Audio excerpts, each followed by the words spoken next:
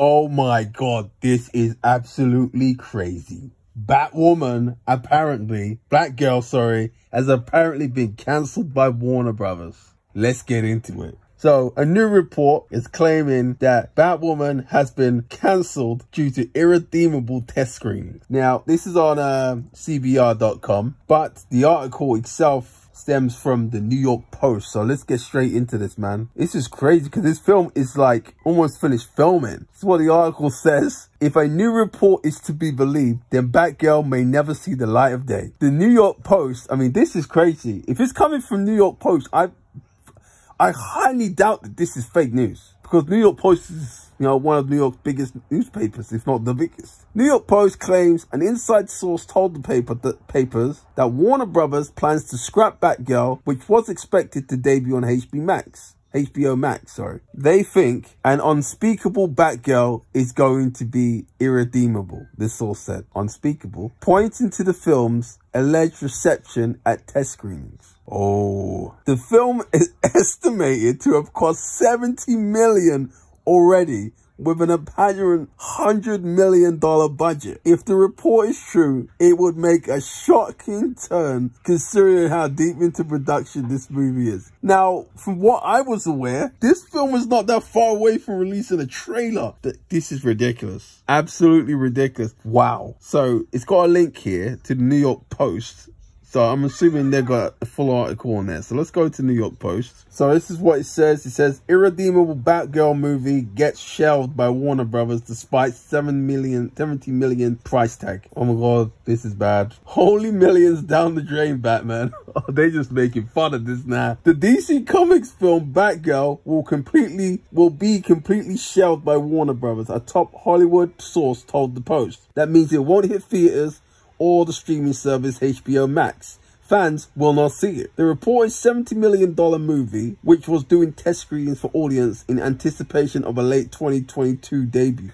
Holy shit. It was coming out this year. We're in like August, which means that this film was coming out in like November, which is like 2-3 months away. Wow. So it says those tests were said to be so poorly received by moviegoers that the studio decided to cut its losses and run. For the sake of the brand's future, it's a DC disaster. They think an unspeakable Batgirl is going to be irredeemable, the source said. The Post reached out to Warner Brothers for a comment. It's been a month-long walk of shame for the movie. Batgirl, directed by Adele El Arabi, I don't know if I said that right, and Bilal Fallah, Bad Boys for Life, received not a single mention at DC's Comic-Con panel in San Diego in July. That's a bit weird. I should have thought about that, you know. If it's coming out this year, you would assume there would have been a Batgirl panel at Comic-Con. And Warner Brothers did not put a panel for Batgirl, you know. I think if the whole Ezra Miller thing wouldn't have gone down, there would probably been a panel for Flash 2. An unusual move that raised industry eyebrows. The much publicized event, after all, is designed to boost exposure for forthcoming projects just like this one. Marvel's Comic-Con presentation, on the flip side, just announced more than a dozen films in the so-called phases 5 and 6 of the MCU to be released through the fall of 2025, with even more assuredly in the hopper. Batgirl, which stars Leslie Grace in the title role, alongside J.K. Simmons, Michael Keaton, Brendan Fraser, was originally planned to release on HBO Max. The Puck newsletter reported in April that Warner Brothers then chair Toby Emmerich was considering a theatrical run for the film too. But Emmerich stepped down in June to form his own production company, not long after Warner Brothers merged with Discovery. And David Zaslav became the CEO of the new entity. He replaced Emmerich with MGM's Michael DeLuca and Pam Abdi. While the film's co-directors have done some scattered interviews about casting, the studio has been mum on plan for Batgirl ever since. Shelving a multi-million-dollar effort would be unusual for Zaslav. A ruthless cost cutter, remember? He's the same guy who gave $300 million streaming service CNN Plus the axe just days after its splashy launch.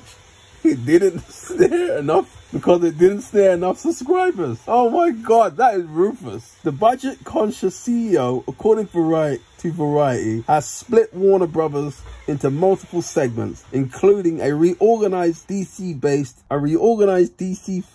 film production group. With that in mind, Warner Brothers is set to be searching for a head honcho to run the flailing DC extended universe and whip it into coherent shape, like Kevin Feige did with the far more successful Marvel Cinematic Universe, which is owned by Disney. Okay, well, first things first, they don't need to go and hire no genius. They gotta just hire someone with half a brain who knows anything about the bloody comic books. Because no offense, I am not, you know, experienced in running a studio. I'm not experienced in making movies, but I read comic books, I read books, I have common sense. I could have easily laid out, you know, a simple plan on all the DC movies leading up to a Justice League movie that would have been coherent and made sense. But for some reason, you know, Warner Brothers struggled to do so. I think you could literally pick out any comic book fan and they would be able to do just as good a job the way Kevin Feige does. Well, not as good as Kevin Feige, but you get what I mean. A coherent organization of the movies. But Warner Brothers, it's like they just go out of their way to make their whole life more difficult. And it goes on to say, Warner Brothers Discovery will report their Q2 earnings and announce future plans on Thursday. DC urgently needs all the help it can get. No, it doesn't. It just needs competent people who give a shit. The article goes on to basically just go on and talk about Ezra Miller, his nonsense,